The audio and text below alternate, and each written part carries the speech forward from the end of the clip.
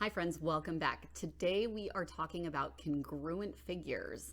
So take a moment, grab your notebook, and let's jot this down. For the first example we have here, polygon CAPSE is congruent to WRTDB. Even if things look congruent, you never want to assume that they are. You want to be told that they are congruent, just like this guy right here. So given this, we have to find the angles for all these angles. We want to find the remaining empty angles here. Okay, so the best way to do this, if you take a look, you see CA, this is CA, corresponds with WR. I didn't underline that very well. WR, that's this right here. AP right here goes with RT, which is right here. Actually, I should use a little double thing there. PS goes with TD. And then we've got SE goes with, and that's going to be 1, 2, 3, 4. That's a big one. Goes with DB right here. 1, 2, 3, 4. And then that last one goes to itself, but I don't want to do a 5 dash there.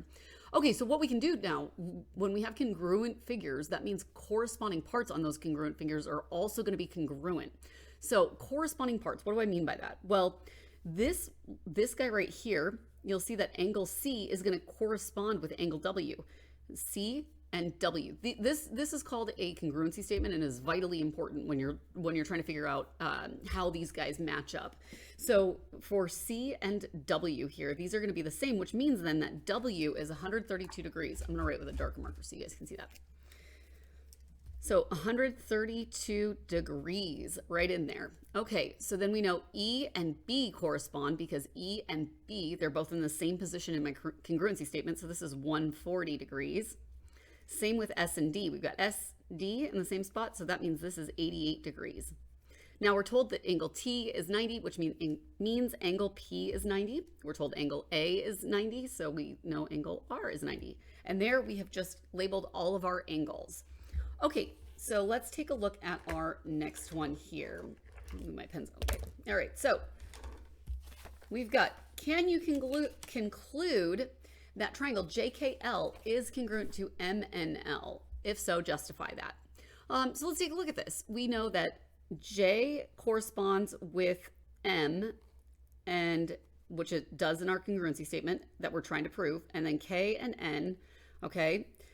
We also know that L is congruent on these sides because of the vertical angles. All vertical angles are congruent. Now, can we conclude that these are congruent triangles? If you'll notice on this triangle here, we say that the sides are the same to each other. So it's an isosceles triangle. And this one is also isosceles because the sides are the same. They both have the same angles. However, we cannot conclude that these are congruent because even if you have two triangles that have all the same angles, they could be very different sized. For example, if I have, here's an equilateral triangle right here. Each one of these then is 60 degrees, right?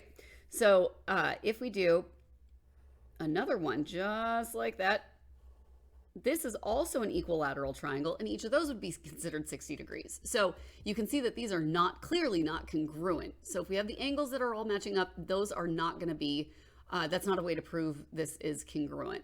Awesome work. We'll see you folks next time.